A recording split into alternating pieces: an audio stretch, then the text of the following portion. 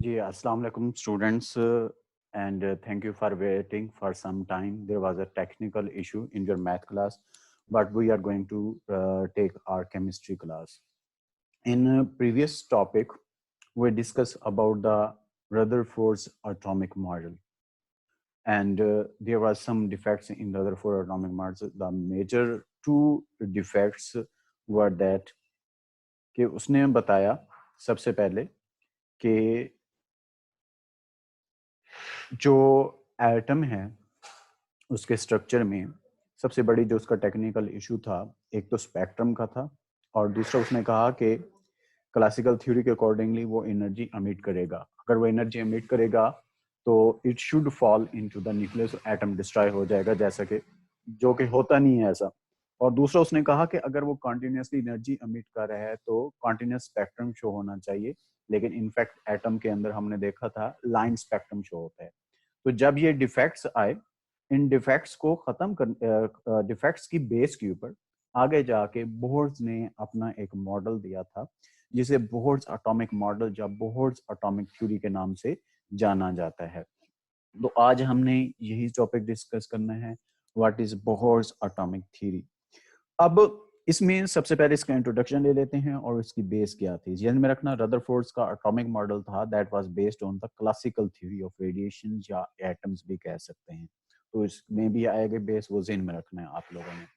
So, keeping in the view of defects in Rutherford's atomic model, जिनको अभी हमने थोड़ा बहुत रिव्यू भी किया है, the Neil Bohr presented another model of atom which is known as Neil Bohr atomic model or Neil Bohr atomic theory, and it was represented by Neil Bohr in 1913. अब foundations, what are the foundations of Bohr's atomic theory. जैसे मैंने अभी बताया कि जो Rutherford है उसकी भी फाउंडेशंस थी थ्योरी की, और उसकी थ्योरी की बेसिस क्या थी, क्लासिकल थ्योरी थी। इसमें अगर हम देखें कि एक मैक्स प्लैंक था, उसने क्वांटम थ्योरी दी थी, ये आप लोगों ने फर्स्ट ईयर में जाके पढ़नी है। उसकी बेस के ऊपर इसने क्या किया था, मॉडल पेश किया था। अब क्वांटम थ्योरी का एक मैं छोटा सा मेजर पॉइंट आप लोगों को बता देता हूँ, क्योंकि थ्योरी तो बहुत बड़ी है, अभी आप लोगों को समझ भी नहीं आनी है, हायर लेवल की है, लेकिन एक छोटा सा पॉइंट बता देता हूँ। क्वांटम का मतलब होता है मतलब कांस्टेंट। इसका मतलब ये है कि अकॉर्डिंग टू क्वांटम थ्योरी जो इलेक्ट्रॉन्स हैं जब अपने अपने रिस्पेक्टिव ऑर्बिट्स के अंदर या शेल के अंदर रहते हैं तो एनर्जी ना तो वो अमिट करते हैं ना अब्सॉर्ब करते हैं, मीन ना वो रिलीज करेंगे ना अब्सॉर्ब करेंगे, बट दे अमिट और absorb the energy one when they jump from one shell to another shell. Mean जब वो एक ऑर्बिट से या शेल से दूसरे ऑर्बिट या शेल में जंप करेंगे तब जाके ये एनर्जी को क्या करेंगे, रिलीज करेंगे या अमिट करेंगे।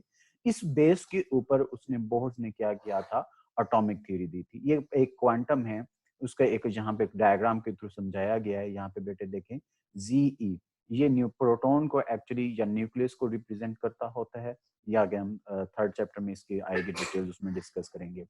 अब इसमें N1, N2, N3 आप लोगों को दिए होंगे। ये N1 का मतलब है एनर्जी लेवल। एक्चुअली ये आगे हम अभी डिस्कस करते हैं। जो बोहर है उसने इन ऑर्बिट्स को, मीन वो एरिया, वो रास्ता, वो वे जिसके अंदर इलेक्ट्रॉन ट्रेवल कर रहे हैं, इसे हम शेल भी कहते हैं, ऑर्बिट भी कहते हैं। और इसने बोहर ने एनर्जी लेवल भी कहा था। N1 mean energy level 1, N2 mean energy level 2, N3 mean energy level 3। तो उसने ये तीन एनर्जी लेवल यहाँ पे अगर डायग्राम में शो करी हुए, यहाँ पे इलेक्ट्रॉन है आउटर मोस्ट शेल से जंप करके इनर शेल में जा रहा है, तो उस वक्त वो क्या है, एनर्जी रिलीज हो रही है, जिसको एक आगे हम इक्वेशन अभी हम डिस्कस करेंगे, delta E is equal to H F, इसे रिप्रेजेंट किया जाता है। That is known as Planck's quantum theory of radiation. इसकी बेस के ऊपर ने ये क्या किया था, मॉडल दिया था। खैर, हम आते हैं इसके क्या कह सकते हैं कि फंडामेंटल्स की तरफ। अभी हम बात कर रहे थे कि बोर्स ने इनको शेल को क्या नाम दिया था, एनर्जी लेवल। क्या कहता है, अकॉर्डिंग टू बोहर्स मॉडल जो इलेक्ट्रॉन हैं वो जब कॉन्टिन्यूसली रिवॉल्व कर रहे होते हैं एक शेल के अंदर, दे डजंट अब्सॉर्ब और एमिट एनर्जी। मीन वो कॉन्टिन्यूसली, जैसे उसके अकॉर्डिंगली ये था कि वो एनर्जी कॉन्टिन्यूसली एमिट या अब्सॉर्ब करेंगे, रिलीज करेंगे रदरफोर्ड के मॉडल के अकॉर्डिंग। लेकिन बोर्ड क्या कह रहा है कि वो ना एनर्जी कॉन्टिन्यूसली एमिट या अब्सॉर्ब नहीं करते, बल्कि the energy of a revolving electron is quantized. Quantize का मतलब क्या होता है, फिक्स होती है। ठीक है, चेंज नहीं होती, as it revolves in only in orbits of a fixed energy. जैसे अभी मैंने बताया कि जो न्यूक्लियस के नियरेस्ट होगा इलेक्ट्रॉन, उसकी एनर्जी लेवल 1 होगा, जो से आगे चलते जाएं 2 3 4 एंड सो ऑन, और उसको उसने क्या नाम दिया था, मीन उन ऑर्बिट्स को एनर्जी लेवल, मीन वो रास्ता जिसमें इलेक्ट्रॉन ट्रेवल कर रहा है और उसकी एनर्जी क्वांटाइज्ड है, मीन फिक्स्ड है, उस वे को उसने क्या नाम दिया था, एनर्जी लेवल का नाम दिया था। ये अगर हम एग्जांपल ले लें हैं, ये बेटे देखें, ये रेड जो सॉरी ब्लैक आप लोगों को डॉट नजर आ रहा है, न्यूक्लियस ले लें, के शेल, एल शेल और एम शेल, मीन आगे हम शेल और सब शेल में देखेंगे। जो नियरेस्ट शेल होता है न्यूक्लियस को, उसको के से शो करते हैं, L M N and so on, और N is equal to N one mean energy level 1, ये एनर्जी लेवल 1 है, फिर N two mean energy level 2, फिर N three mean energy level 3। तो वो कहता है कि जब तक ये इसमें रहेंगे तब तक उनकी एनर्जी क्या होगी, क्वांटाइज्ड होगी, फिक्स्ड होगी, ना वो एनर्जी अब्सॉर्ब करेंगे ना रिलीज करेंगे। लेकिन वो कब अब्सॉर्ब और रिलीज करेंगे, जब वो एक एनर्जी लेवल से दूसरे एनर्जी लेवल में जंप करके जाएंगे। जहां पे देख लें, इससे जंप करके इधर जाएगा तो एनर्जी अब्सॉर्ब करेगा, बाहर वाले से इनर में आएगा तो एनर्जी क्या करेगा, रिलीज करेगा। ठीक हो गया। तो वो ये कहता है कि जब तक लेकिन वो यहाँ पे रहेंगे एक अपने स्पेसिफिक ऑर्बिट में या एनर्जी लेवल में रहेंगे, उनकी एनर्जी रिलीज या क्या कह सकते हैं अब्सॉर्ब नहीं होगी। अब पास्टुलेट्स के हैं, what are the major postulates Bohr's atomic theory or model. इसमें वो क्या कहते हैं, इसमें बेसिक उसने एटम लिया था, that was the hydrogen atom, क्योंकि बेसिक होता है। बाकी आगे चले जाएं तो उसमें जरा नंबर ऑफ इलेक्ट्रॉन भी इंक्रीज हो जाते हैं, प्रोटॉन भी इंक्रीज हो रहे हैं, नंबर ऑफ शेल्स भी इंक्रीज हो रहे हैं, तो उसको शुरू में स्टडी करना मुश्किल हो जाता है। तो जो सबसे सिंपलेस्ट एलिमेंट है दैट इज द हाइड्रोजन, क्योंकि इसमें एक ही प्रोटॉन है और इसमें एक ही इलेक्ट्रॉन है। तो स्ट्रक्चर जब भी हम एक्सप्लेन करते हैं एटम का, तो उसमें मेजॉरिटी सबसे पहले हाइड्रोजन को लिया जाता है, फिर आगे फर्दर बड़े एलिमेंट्स के ऊपर एक्सपेरिमेंट्स किए जाते हैं। तो उसने भी हाइड्रोजन का एटम लिया था, उसी की बेस के ऊपर उसने पास्टुलेट्स दिए थे। वो क्या कहता है कि hydrogen atom is consist of a tiny nucleus. आपको पता है कि न्यूक्लियस क्या है, जो सेंटर में होता है, प्रोटॉन होता है, न्यूट्रॉन होता है, लेकिन हाइड्रोजन के एटम के अब देखें तो उसमें प्रोटॉन नहीं होता, सॉरी न्यूट्रॉन नहीं होता, प्रोटॉन होता है। जैसे ये हाइड्रोजन एटम है, यहाँ पे हम देख सकते हैं, ये इसका एक बेटे क्या आ जाता है, टाइनी न्यूक्लियस आ गया। ये हाइड्रोजन एटम, ये उसका क्या आ गया, टाइनी न्यूक्लियस आ गया। तो वो यही कह रहा है कि जो हाइड्रोजन एटम है that is consist of a tiny nucleus, electrons are revolving in one circle of orbit. ठीक है, ये इलेक्ट्रॉन ले लेते हैं हाइड्रोजन एटम का, और वो कहता है कि वन सर्कल ऑफ ऑर्बिट में ये क्या कर रहा है, रिवॉल्व कर रहा है। और हाइड्रोजन एटम जिस ऑर्बिट में रिवॉल्व कर रहा है, ठीक है, जिस हम शेल भी कह सकते हैं, एनर्जी लेवल भी कह सकते हैं, और न्यूक्लियस देखें, इनके दरमियान में रेडियस पाया जाता है, दैट इज आर। ठीक हो गया, न्यूक्लियस और ऑर्बिट के दरमियान आर रेडियस के अकॉर्डिंगली वो सर्कुलर ऑर्बिट के अंदर क्या कर रहा होता है, ट्रेवल कर रहा होता है। तो फर्स्ट पोस्टुलेट उसका ये हो गया। सेकंड क्या कहता है, each orbit has a fixed energy that is quantized. अभी मैंने शुरू में बताया था कि जब तक एक इलेक्ट्रॉन एक स्पेसिफिक ऑर्बिट में मूव कर रहा है, उसकी एनर्जी क्या होती है, फिक्स्ड होती है, mean that is quantized, mean ना वो ऑब्जॉर्ब होगी ना रिलीज होगी, कांस्टेंट रहेगी। कैसे, वो कहता है कि as long as electron remains in a particular orbit it doesn't radiate और अब्सॉर्ब द एनर्जी। ठीक है, जब तक मीन वो इलेक्ट्रॉन जो है एक energy specific energy level orbit या शेल में रहेगा, ना तो एनर्जी ये क्या करता है, रेडिएट मीन अमिट करता है, रिलीज करता है, ना ही ये क्या करेगा, अब्सॉर्ब करेगा। कब होती है बेटे, the energy is emitted or absorbed only when an electron jumps from one orbit to another। Depend करता है कौन से ऑर्बिट में जा रहा है, कहां से निकल रहा है, तो उसी के अकॉर्डिंग एनर्जी क्या होगी, अब्सॉर्ब या रिलीज होगी। ये है, अभी हमने इसके बारे में डिस्कस भी किया था। यहाँ पे देख लें कि जब ये आउटर मोस्ट एनर्जी लेवल से इनर मोस्ट में जा रहा है, मीन N3 से N1 में जा रहा है, तो एनर्जी ये क्या कर रहा है, रिलीज कर रहा है। और जब ये बाहर की तरफ जा रहा है तो एनर्जी क्या कर रहा होता है, अब्सॉर्ब कर रहा होता है। ठीक है ना। इसका क्या मतलब हुआ, इस डायग्राम से ये शो होता है कि जो फर्स्ट एनर्जी लेवल है उसमें जो इलेक्ट्रॉन है उनकी एनर्जी कम होती है, क्योंकि वो न्यूक्लियस के नियरेस्ट होते हैं और न्यूक्लियस उनको ज्यादा फोर्स से क्या कर रहा होता है, अट्रैक्ट कर रहा होता है। तो इससे बाहर निकलने के लिए उन्हें एनर्जी चाहिए होती है, बाहर निकलने के लिए एनर्जी चाहिए होती है। तो वो एनर्जी चाहिए होगी। क्यों? मैंने भी बताया कि क्योंकि न्यूक्लियस के नियरेस्ट है, न्यूक्लियस के अंदर प्रोटॉन है, प्रोटॉन के ऊपर पॉजिटिव चार्ज है, न्यूक्लियस के जितने करीब होंगे force of attraction of nucleus जो है या प्रोटॉन के इलेक्ट्रॉन के ऊपर उतनी ज्यादा होगी, क्योंकि इलेक्ट्रॉन पर नेगेटिव चार्ज होता है। तो इसलिए जब वो न्यूक्लियस के नियरेस्ट ऑर्बिट से, न्यूक्लियस से दूर या फार अवे ऑर्बिट की तरफ जाएगा, तो जाने के लिए उसे एनर्जी चाहिए, और वो एनर्जी जब लेता है मीन उसे एनर्जी अब्सॉर्ब करनी पड़ती है। इसलिए जब कोई इलेक्ट्रॉन इनर मोस्ट से आउटर मोस्ट शेल में जाता है या ऑर्बिट में जाता है, एनर्जी अब्सॉर्ब करता है। लेकिन जब वो आउटर मोस्ट से इनर मोस्ट में आता है, क्योंकि आउटर मोस्ट में एनर्जी कम होती है, फोर्स ऑफ अट्रैक्शन न्यूक्लियस की तरफ उसकी क्या होती है बेटे, कम होती है, लेकिन जैसे नजदीक आता है फोर्स ऑफ अट्रैक्शन क्या हो जाएगी, ज्यादा। तो एनर्जी उसे उसे के लिए क्या करनी पड़ेगी, रिलीज करनी पड़ेगी। आगे हम देखते हैं ये कैसे होता है। अभी अब हम बात की कि when an electron jumps from lower orbit to higher orbit it absorbs the energy. जैसे ये फॉर एग्जांपल है, ये हमारे पास प्रोटॉन है या न्यूक्लियस ले लें एटम का, ये के शेल आ गया, उसकी एनर्जी लेवल क्या है, 1 है। फिर उसके बाद एल शेल एल ऑर्बिट आ गया, इन इसका एनर्जी लेवल क्या आएगा, N2 आएगा।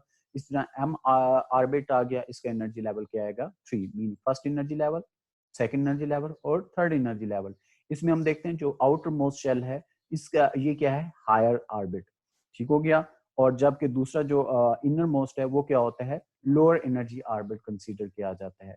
अब वो क्या कह रहा है कि ये इलेक्ट्रॉन है बेटे, लोअर ऑर्बिट से जंप करके कहां पे जा रहा है, हायर ऑर्बिट की तरफ। दोबारा अगर हम देखें कि ये क्या काम कर रहा है, कि लोअर ऑर्बिट है, मीन फर्स्ट एनर्जी लेवल है, यहां से जंप करके higher orbit mean third energy level की तरफ इलेक्ट्रॉन जंप करके गया। तो उस वक्त ये क्या कर रहा है, एनर्जी अब्सॉर्ब कर रहा है। उसकी रीजन मैंने आपको बता दी है, क्यों एनर्जी अब्सॉर्ब करेगा, क्योंकि इनर मोस्ट में एनर्जी लेवल में इलेक्ट्रॉन के पास इलेक्ट्रॉन की फोर्स ऑफ अट्रैक्शन न्यूक्लियस के ऊपर क्या होती है, ज्यादा है, क्योंकि न्यूक्लियस पर पॉजिटिव चार्ज है, इलेक्ट्रॉन पर नेगेटिव चार्ज है। जब इसे दूर जाना चाहेगा, जान छुड़ाना चाहेगा, तो उसके एनर्जी ज्यादा चाहिए होगी, ठीक है। उस एनर्जी को वो, इसलिए जब वो जंप करेगा तो उस एनर्जी को वो क्या कर लेता है, अब्सॉर्ब कर लेता है। तो इसलिए जब कोई इलेक्ट्रॉन लोअर ऑर्बिट से हायर ऑर्बिट की तरफ जंप करता है, तो वो एनर्जी को क्या कर रहा होता है, अब्सॉर्ब कर रहा होता है। इसी तरह रिलीज कब करेगा, जब इलेक्ट्रॉन जो है हायर ऑर्बिट से लोअर ऑर्बिट की तरफ जंप करते हैं, एनर्जी को रेडिएट्स करते हैं या रिलीज करते हैं या अमिट करते हैं। जैसे फॉर एग्जांपल इसी तरह ले लें, लोअर ऑर्बिट है, ये हायर ऑर्बिट है, मीन लोअर ऑर्बिट का एनर्जी लेवल क्या है, 1, और हायर ऑर्बिट का एनर्जी लेवल क्या है, N3। तो ये जंप कर रहा है बेटे हायर ऑर्बिट से लोअर ऑर्बिट की तरफ, मीन बाहर से अंदर की तरफ आ रहा है। तो उस वक्त एनर्जी ये क्या कर रहा है, रिलीज कर रहा है। क्यों एनर्जी रिलीज कर रहा है, उसकी रीजन मैंने आपको बता दी है, कि उसने आना है न्यूक्लियस की तरफ। यहाँ पर आते उसे ऊपर एनर्जी इसके पास कम होती है, इधर आते हुए एनर्जी इसके पास क्या हो जाएगी, ज्यादा, क्योंकि न्यूक्लियस पर इसकी फोर्स ऑफ अट्रैक्शन क्या होती है, ज्यादा। तो पॉजिटिव चार्ज है न्यूक्लियस के ऊपर, तो न्यूक्लियस के अंदर आना उसके लिए क्या होता है, इजी होता है। बाहर जाने के लिए एनर्जी लगानी पड़ती है, लेकिन अंदर आने के लिए एनर्जी की जरूरत कम होती है। क्यों? क्योंकि वो न्यूक्लियस उसको ऑलरेडी अट्रैक्ट कर रहा होता है, तो उसके पास ज्यादा जो एनर्जी होती है वो रिलीज हो जाती है। तो इसलिए जब हायर ऑर्बिट से लोअर ऑर्बिट की तरफ जंप करेगा, या बाहर वाले हायर एनर्जी लेवल से लोअर एनर्जी लेवल की तरफ जब जंप करेगा, तो उस वक्त इसकी एनर्जी क्या हो जाती है, रिलीज हो जाती है। फॉर एग्जाम्पल इसको हम इस तरह से ले लें, ये मैंने एक स्ट्रेट लाइन से अब ले लेते हैं, ये मैंने एनर्जी लेवल 1 जो न्यूक्लियस के करीब 3 शेल होता है वो शो की है, ये न्यूक्लियस के जो दूर होता है N2 ले लें। अब बेटे जो इलेक्ट्रॉन है वो जंप करके मीन लोअर एनर्जी लेवल से हायर एनर्जी लेवल की तरफ जा रहा है, मीन न्यूक्लियस के करीब 3 शेल वाले से न्यूक्लियस के दूर 3 शेल वाले से जा रहा है। क्योंकि जाने के लिए उसके पास एनर्जी ज्यादा होती है, फोर्स ऑफ अट्रैक्शन ज्यादा होती है न्यूक्लियस की, तो इसलिए उस वक्त एनर्जी से क्या करनी पड़ती है, अब्सॉर्ब करनी पड़ती है, जो कि HV से हम रिप्रेजेंट कर रहे हैं यहाँ पे। इसी तरह जब ये N2 से, दोबारा देखें, सेकेंड एनर्जी लेवल से mean outer most energy level से इनर मोस्ट एनर्जी लेवल में आ रहा है, तो उस वक्त एनर्जी क्या हो रही होती है, रिलीज, HV के नाम से इसे हम दोबारा रिप्रेजेंट कर लेते हैं। तो उस तरह से कहने का मतलब यही है कि जब ये कोई भी इलेक्ट्रॉन है, जब इनर मोस्ट शेल से आउटर मोस्ट शेल में जाएगा, या फर्स्ट एनर्जी लेवल से सेकंड एनर्जी लेवल, या थर्ड एनर्जी लेवल, या स्नो ऑन किसी एनर्जी लेवल की तरफ, या लोअर एनर्जी लेवल से हायर एनर्जी लेवल की तरफ जाएगा, तो एनर्जी क्या करेगा, ये अब्सॉर्ब करेगा। लेकिन उसके अपोजिट जो आउटर मोस्ट शेल से इनर मोस्ट शेल में आ जाएगा, जो हायर एनर्जी लेवल से लोअर एनर्जी लेवल में आएगा तो एनर्जी ये क्या करेगा, रिलीज करेगा।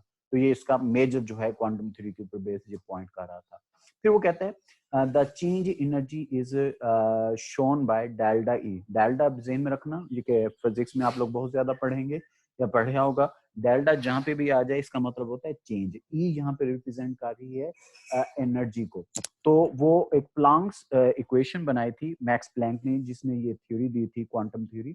उसके अकॉर्डिंग वो कहता है कि एनर्जी को रिप्रेजेंट किया जा सकता है। Mean delta E is equal to E two बेटे क्या है, फाइनल एनर्जी।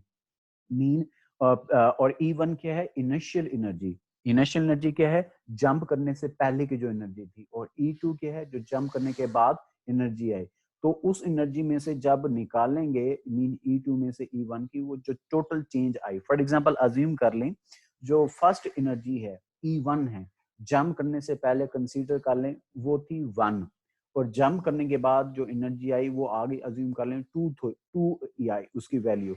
हम क्या कहेंगे, 2 - 1 आ जाएगा। तो डेल्टा क्या आएगी, 1 जॉल हम कहेंगे जो एनर्जी में चेंज है, जो कि एट म्यू से इसको क्या किया जा रहा है, रिप्रेजेंट किया जा रहा है। वेयर एच क्या है बेटे, that is Planck's constant and it's value is almost 6.63 into 10 raised की पावर -34 जॉल सेकेंड। ठीक है जी। अब दोबारा से देख लें, जहां पे जो एच है वो किसको रिप्रेजेंट कर रहा है, प्लैंक्स कांस्टेंट को। इसकी वैल्यू कांस्टेंट होती है, मीन चेंज नहीं होगी। और इसकी वैल्यू क्या है, 6.63 into 10 raised की पावर -34 सेकेंड्स की। और वी किसको रिप्रेजेंट कर रहा है, that represent the frequency of light को, जो कि आप फिजिक्स में मेरे ख्याल में इसके बारे में शायद डिस्कस किया हो। फिर वही बात आ गई कि electron can revolve only in orbits, क्योंकि सर्कल में मूव कर रहे हैं। और जो सर्कल में मूवमेंट चेंजेस आती है, मूवमेंट प्रोड्यूस होता है, फिजिक्स में पढ़ा होगा मूवमेंट के बारे में। एक होता है स्ट्रेट लाइन में, एक होता है सर्कल में। और जो सर्कल में मूवमेंट होता है उसे नाम दिया जाता है एंगुलर मूवमेंट कहा जाता है। And that is represented by MVR। That is represented by MVR। वो क्यों MVR से इसको हम रिप्रेजेंट करते हैं, वो अभी मैं आपको बता देता हूँ। ज़हन में रखना, एक मूवमेंट होता है जो स्ट्रेट लाइन में हो, जो आप लोगों ने वहां पे एग्जांपल पढ़ी होगी लॉ ऑफ मूवमेंट की, फिजिक्स में अगर चैप्टर 3 पढ़ लिया है तो। अगर नहीं पढ़ा तो वहां पे जाके आप एक्सप्लेन कर लेंगे फर्दर। अब एक होता है कि जो बॉडी है वो मूव कर रही है सर्कल में, जो सर्कल में मूव कर रही होती है उसे कहा जाता है एंगुलर मूवमेंट, और उसकी वैल्यू क्या होती है, MVR। जैसे देख लें, MVR अगर हम देखें क्या है जी, that is equal to N into H divided by 2 pi. N बेटे क्या है, यहाँ पे एनर्जी लेवल, यहाँ पे हमने आर्बिट में शो किया था, फर्स्ट एनर्जी लेवल है तो N1, तो सेकंड एनर्जी लेवल है तो N2, थर्ड एनर्जी लेवल है तो N3। एच अभी हमने देखा कि ये क्या था, प्लैंक्स कांस्टेंट था, इसकी वैल्यू क्या थी, 6.63 into 10 raised की पावर -34 जूल सेकंड की। और पाई की वैल्यू को आप लोगों को पता है क्या होती है, 22/7 और 3.14 के। अब क्यों इसे एंगुलर मूवमेंट क्यों कहा जाता है, ये बेटे देखें, न्यूक्लियस है, इसमें हमने बात की थी, ये ऑर्बिट है या एनर्जी लेवल है जिसमें इलेक्ट्रॉन क्या कर रहा होता है, रिवॉल्व कर रहा है। अब ये देखिए, मैंने बताया कि एंगुलर मूवमेंट कब होगा, जब वो सर्कुलर में कोई बॉडी मूव कर रहा होता है। यहाँ पे हमने बात की थी न्यूक्लियस और ऑर्बिट के दरमियान, सॉरी न्यूक्लियस और बाहर वाला जो एनर्जी लेवल है उसके दरमियान जो डिस्टेंस है वो क्या बनता है, उसका रेडियस, क्योंकि हाफ सर्कल बन रहा है। ठीक हो गया जी। तो रेडियस आएगा, आर आ गया। और ये जो बॉडी है मीन इलेक्ट्रॉन है, इसका मास क्या होता है, एम से इसको हम रिप्रेजेंट कर रहे हैं। और ये वी वेलोसिटी से ये क्या कर रहा होता है, मूव कर रहा होता है इस डायरेक्शन में। तो इसकी डायरेक्शन, इन तीनों वैल्यूओं को MVR, इनको ऐड करें तो इसको क्या कहा जाता है, कलेक्टिवली हम कहते हैं जी, that is known as angular movement. ठीक हो गया। तो इसकी वैल्यू किसकी कुल आती है, N into H divided by 2 पाई के। यहाँ पे मैंने आपको बता दिया है कि N क्या है, quantum number, orbit number, it's has value 1 2 3 and so on. जैसे यहाँ पे देख लें, न्यूक्लियस के करीब 3 जो है N1 है, फिर सेकंड है N2, N3, N4 and so on. तो ये बेटे क्या थे, मेजर पोस्टुलेट्स थे बोर्ड्स एटॉमिक थ्योरी के। तो ये था क्या कह सकते हैं कि आज का टॉपिक। अभी हम आते हैं क्वेश्चंस की तरफ। किसी बच्चे को कोई